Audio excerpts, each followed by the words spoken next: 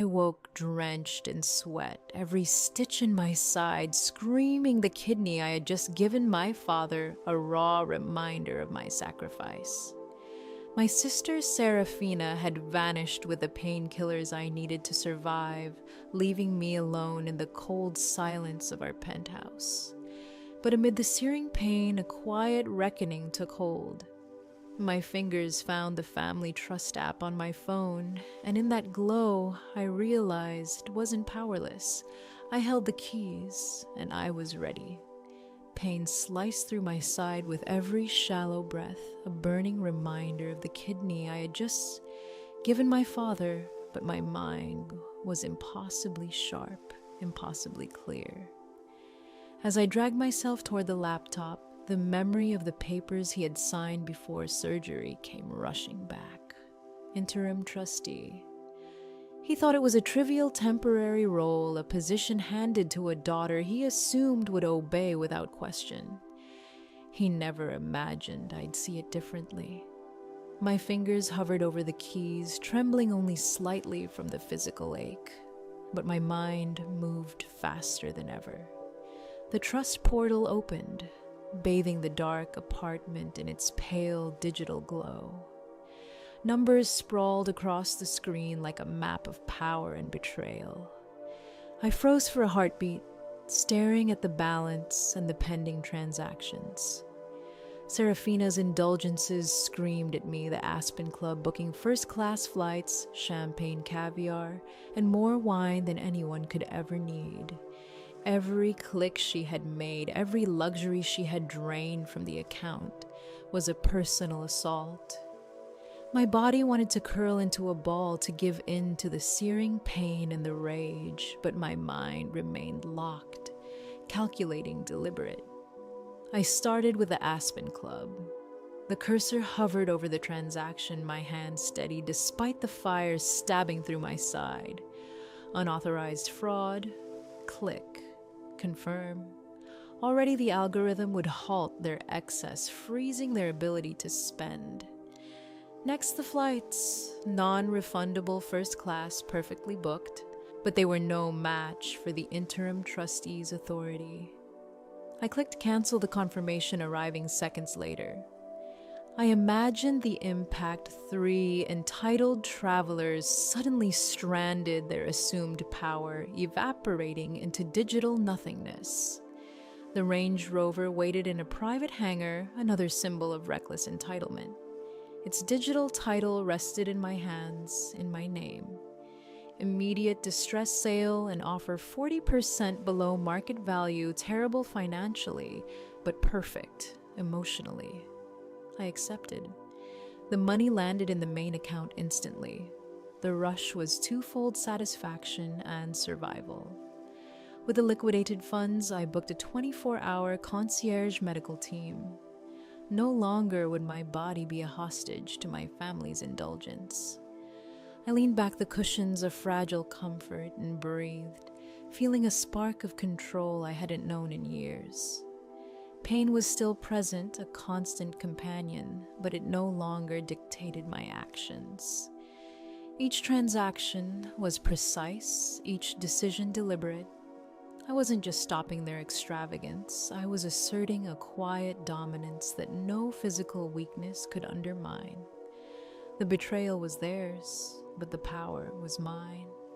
And in that dimly lit living room, bleeding and aching, I smiled the first real smile in days. Every click I made felt like a scalpel, precise and controlled, cutting away at the indulgence my family had taken for granted. The Aspen Club booking stared back at me, a glaring testament to their extravagance, and I let my finger linger over the cancel button, tasting the anticipation. One careful press, and the transaction dissolved into digital nothingness. I imagined the chaos: my sister Serafina expecting champagne and caviar, first-class flights, and opulence, suddenly confronted with denial and confusion. It wasn't just canceling a trip, it was the first note in a symphony of consequence. Next, the flights. each ticket a reminder of entitlement of assumptions made about my compliance, about their invincibility. I hovered over the non-refundable return flights, imagining the smug comfort they felt on the plane, and then I clicked. Confirmation arrived instantly. First-class seats that had once promised luxury now vanished, leaving them stranded, forced to confront the absence of the power they had assumed as their birthright. I leaned back for a moment, feeling the satisfaction settle in my chest alongside the pain. This was more than revenge. It was a quiet education in accountability, delivered without fanfare, without anger, just precision. Then, I turned to the Range Rover Serafina's pride and joy, parked in a private hangar, a gleaming emblem of entitlement. Its digital title rested under my fingers, a fact they had never considered a loophole left unguarded by arrogance. I opened the wholesaler app, input the VIN, and selected immediate distress sale. The offer came back 40% below market value. Terrible for anyone thinking financially, but perfect for me. Perfect for the satisfaction of watching their world tilt. I accepted, and the funds hit the main account instantly. My pulse quickened, not from panic, but from the thrill of strategic execution. In a matter of minutes, the symbols of their indulgence, the trophies they flaunted without thought, were neutralized by my calm, deliberate actions. The first alerts pinged onto my phone, and I imagined their faces, the confusion, the panic, the fleeting realization that someone else, someone they had underestimated, held control. Each notification was a heartbeat in the rhythm of retribution. I allowed myself a moment to breathe, to enjoy the quiet power of being the invisible hand that had upended their expectations. My body still burned, each stitch in my side a reminder of sacrifice, yet the fire in my mind was sharper, more focused, fueled by clarity and the knowledge that my suffering had not been in vain. Every decision was deliberate, each transaction an assertion of authority I had long been denied. They had assumed that obedience and silence were my boundaries, that my body and mind could be bent without consequence. They were wrong. The Range Rover sold, the flights canceled, the Aspen Club booking. Erased, each act was a small, precise strike against the entitlement that had defined their world. And in that quiet, dark living room, I allowed the faintest trace of a smile, a quiet acknowledgement that for the first time their indulgence was met with the consequences it deserved. My strategy was unfolding, and every alert that flashed across the screen was a note in the melody of their reckoning. The funds from the Range Rover sale landed in my account with a satisfying ping, a signal that survival and strategy could coexist. Every throb in my side reminded me that I was still fragile, still bleeding from a surgery meant to save the man who had never truly seen me. But weakness was irrelevant. Clarity had taken its place. Within minutes, I was on the phone arranging a 24-hour concierge medical team to arrive at my door. Each instruction was precise. Each detail accounted for the route, the timing, the supplies. I wasn't asking for comfort. I was demanding survival. The anticipation of my family's reaction coiled in my chest like a live wire. Would they notice immediately that their indulgence had been cut short? Would they suspect I had foreseen every move, calculated every financial strike? My pain was a constant burning presence, but my mind thrummed with purpose. Each call I made, each confirmation email I received reinforced a growing certainty I was no longer just enduring. I was orchestrating. When I finally leaned back against the couch, the cushions sagging beneath me, I allowed myself a moment to breathe through the fire in my side. The nurse would be here in 20 minutes, and in that time, I could imagine the fallout confused faces, missed luxuries, the first cracks of panic beginning to show. Pain had been my companion all day, but now it was tempered by control. I had turned vulnerability into a weapon, and while my body ached, my resolve hardened. Survival and strategy intertwined, each feeding the other as I waited for the moment when my family would walk into the consequences they had never imagined. The front door exploded inward, shattering the silence like glass, and I felt every vibration through the stitches in my side. 4 rhythmic clicks of the IV drips beside me kept time with my pulse as the intruders, my family, stormed into the apartment. Brenda, my private nurse, planted herself between us in the doorway. Her presence, a silent warning. But this wasn't a robbery. Robert stepped forward. First disheveled travel grime, smearing the expensive jacket he'd worn to Aspen, face flushed with exhaustion and steroid-fueled rage. Behind him, Serafina trembled in a thin cashmere sweater, eyes wide, dark, and calculating fear. "You ungrateful little Serafina," I rasped, lifting the manila folder that had become my symbol of power. "Do you have any idea what you did?" They had come expecting tears, apologies, perhaps an easy handover to cover their luxury mishaps. I didn't flinch. "I'm revoking the trust." I said, my voice steady, raw, but commanding. "I'm liquidating the accounts. You're cut off. All of you get out of my house." Robert's reaction was a slow, wet laugh, the kind that made skin crawl. He leaned close, towering over my wheelchair, as if I were a broken appliance. "You think you're in charge, Daisy. You think because you held the pen for 5 minutes, you own the ink." I didn't respond, letting the weight of my actions speak. 2 uniformed officers appeared behind him, stepping into the foyer as if summoned by the tension itself. Robert's tone shifted instantly, a practiced tremor of victimhood. "That's her. That's my daughter. She waited until I was under anesthesia to hack my accounts. She's mentally unstable because of the medication." Serafina lunged forward, holding a phone with a digital affidavit. "She threatened us. She tried to kill us if we didn't give her the money." Her fear was raw, her voice quivering, but her entitlement still gleamed in the background. I met their eyes, the fire in my side now dwarfed by the fire in my mind. "I am the trustee. I have the papers." My voice rasped, unwavering. I had the law, the evidence, and the foresight. They were the shock, the disbelief. Their world, built on assumed power and indulgence, collapsed silently in front of me. I could see the calculations behind their faces, the anger, the fear, and the incomprehension. And for the first time, I was not the one bleeding or broken. I was in control, the architect of consequences they had never imagined. And I let that truth settle into the room like a weight they couldn't lift.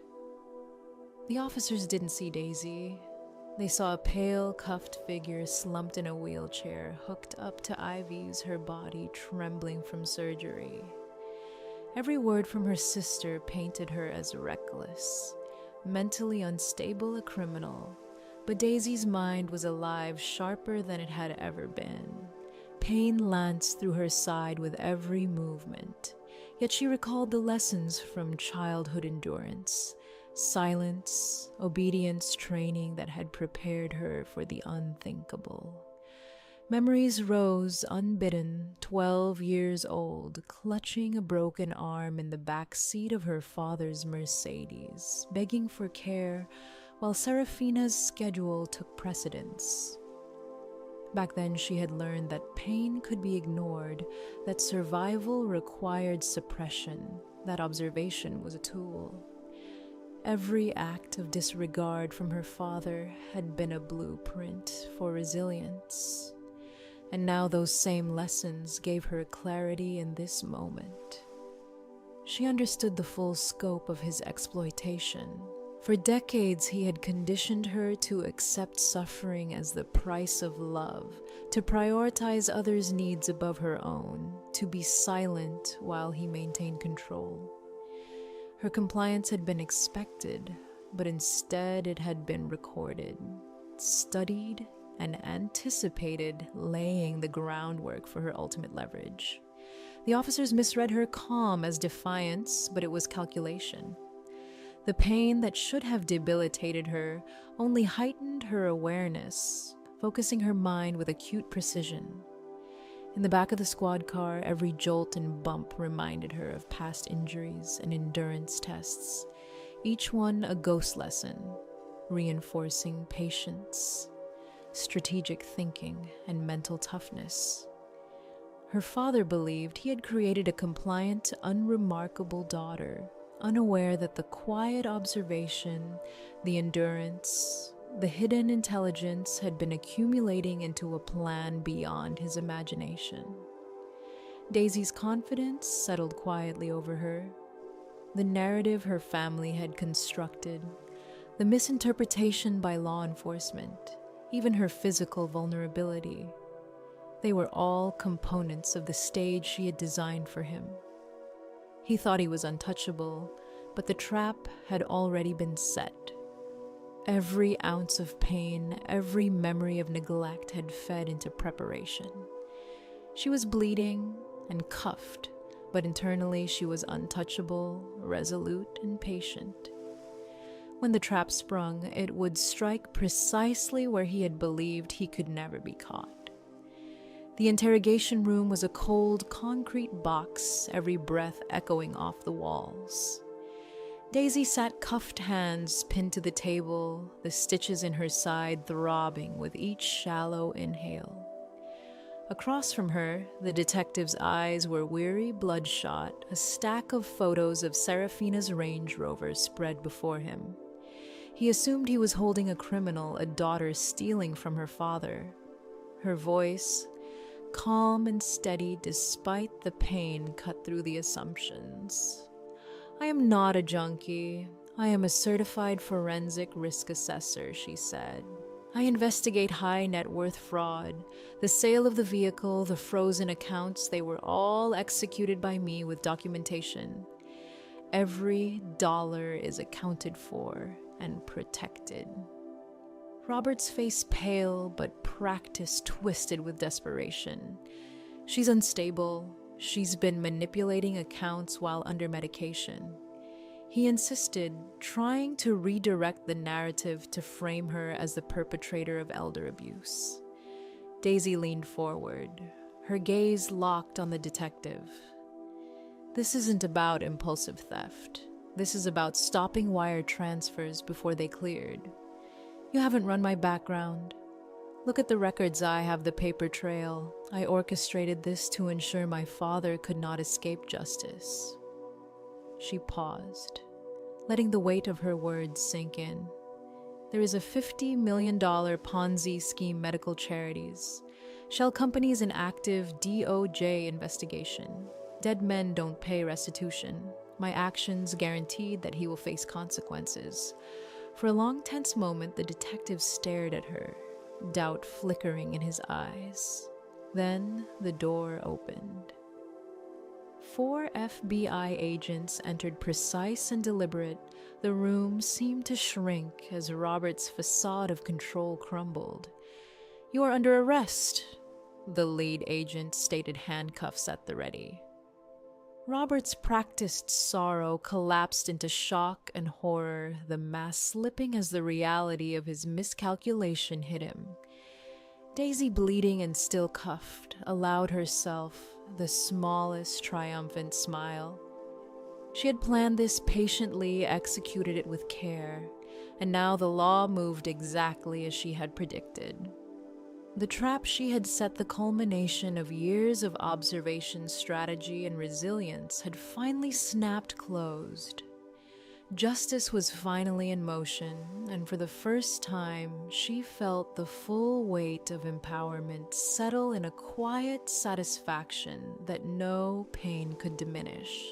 Alone in the wreckage of her apartment, Daisy let the silence settle around her.